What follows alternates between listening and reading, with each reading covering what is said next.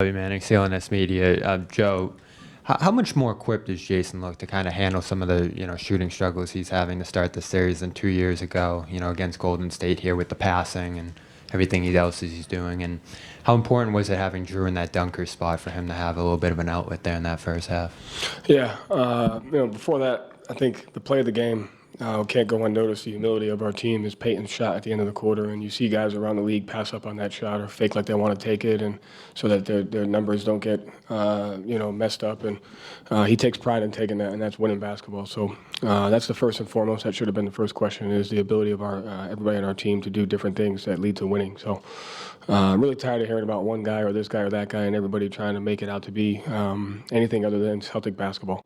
And everybody that stepped on that court tonight made winning plays on both ends of the floor. That's the most important thing. And then to answer your question, Jason makes greatness look easy. He does it in a lot of different ways. He does it on defense. He does it on rebounding. Does it on passing. Does it on screening. He's a tremendous player. It's hard to coach him, and he has the ability to affect the game in different ways. We're a different team, but it takes everybody to do it. That should answer everyone's question. Jake, over here on the left side. Joe, that being said, was there an emphasis for Jason to play more of a distributor role tonight? It seemed like that was kind of his personal agenda out there. The emphasis and where he's grown over the last 2 years is to take what the defense has given him and learn to impact the game in many different ways. And because of the type of team that we've had, especially this year, he's seen a bunch of different coverages, and he's seen different matchups because teams have to match up with our thing. And so coming into a game, it's kind of similar to a puzzle, and he's done a great job learning how to solve the puzzle and do different things. Tonight, with the way that they were rotating and the way that they were defending, the most important thing was making the right play at the rim, and we were able to stay out of transition because our guys made that. And so I thought he did a tremendous job doing what the game called for. Dave, over here on the left. Joe, you guys trailed at the end of the first quarter. Luka had 13. Drew ends up outscoring Luka in quarters 2 through 4. What allowed you guys to get him going on offense? And obviously, as you mentioned, a lot of you guys can do a lot of different things for you. But when a guy like Luka has it going like that, how much of a boost is it to get an extra scoring boost from a guy like Drew?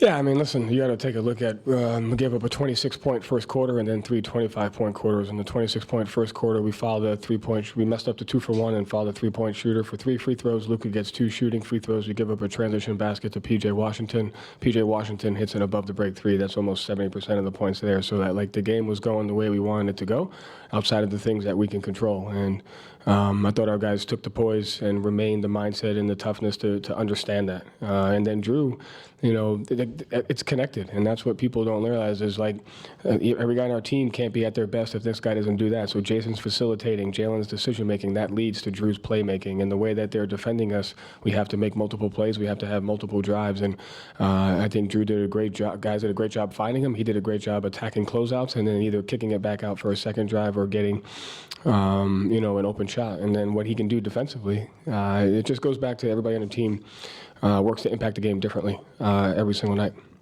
Gary, all the way in the middle. Joe, Gary Walsh from Boston Globe. On the play that Tatum was blocked at the rim, Derek ran from the Mavericks in front of the Mavericks bench and caught Washington. I mean, that was sick. Yeah, it's uncanny. Yeah. We agree on that. I mean, what is it about him?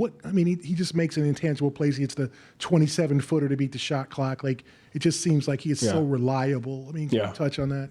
Oh, yeah. I think it just comes back to he's not defined by one thing. He's not if you were to ask, like, he's just a little bit of everything. He can handle in pick and roll. He can score in pick and roll. He can stay spaced. He's not defined by scoring. He rebounds. He plays defense. He can play pick and roll ball handler, the pick and roll screener.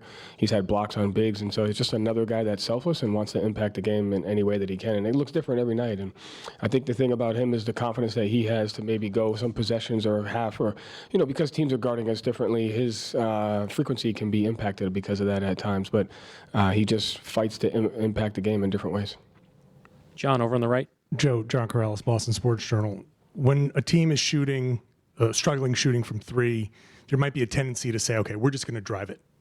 But you guys continued to, when you did drive it, make those right reads despite that. What kind of discipline does it take to not get into that thing of like forcing missed layups that you keep talking about that could trigger another team's run, and to keep kicking it out, and eventually a couple of huge threes fall down at the end. Yeah, listen, the most important thing is getting a good shot and not turning it over. So in the first half, even though we're missing, our expected points per shot was much higher than theirs. And I liked every shot that we took. And that's the most important thing, is take what the defense gives you, whether it's a layup or there.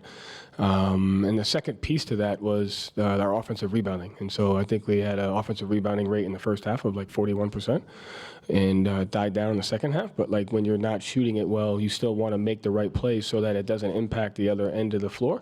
But you have to have the offensive rebounding capacity to get extra possessions. And I thought we did a really good job of that in the first half and had some timely ones in the second half. Joe Varden, The Athletic. Did Porzingis re-aggravate the calf, and what's your concern level for him for Game 3? No, 0. He's good. Next question, standing back left on 2. Hold on for the mic. Joe, Kari Thompson, Boston Globe. You touched on it briefly, but the buzzer beater that Porzingis, that Pritchard hit, huge shot, his only make of the night. What makes you trust him in those moments? He has the humility and the selflessness to not care if he misses it. He practices it and has an understanding of how a shot like that can impact the end of a quarter and can impact the run that a team makes. So that they had went on a run to end the quarter, and I thought that shot kind of gave us a little bit of poise and a little bit of momentum that we needed heading into the fourth quarter. That was big time. Tim, last question here. We got Derek White coming in next. You sub Peyton in right before that. Was the plan for him to run up and take that shot? Yeah. He takes pride in that, yes. And you guys, you pride yourself on process a lot as a team. Obviously, in a night where you didn't hit a lot of shots, especially from deep, the offense kept moving. You kept trusting the shots, and you hit a couple late. Did you like the way you guys stuck with? Yeah. Because you have to look at the other side of the coin. If you get away from the discipline and doing what you're doing in those situations, it's going to lead to other things. And it goes to the trust that the guys have in each other. And so as long as you're taking great shots, you have to trust the process. On the back end of that, you got to have your offensive rebounding rate to help you. And when things aren't going that way, you have to keep them off the free throw line, which you didn't do a great job of. But we had 3 25-point quarters. So what usually happens is you have those empty possessions on the offensive end, your defense starts to wane, or you start to mistrust the discipline of your spacing and your shot selection, and you end up giving transition and getting cross-matched. And so the guys trusted and stayed disciplined, and we were able to stay out of cross-matches, and we were able to kind of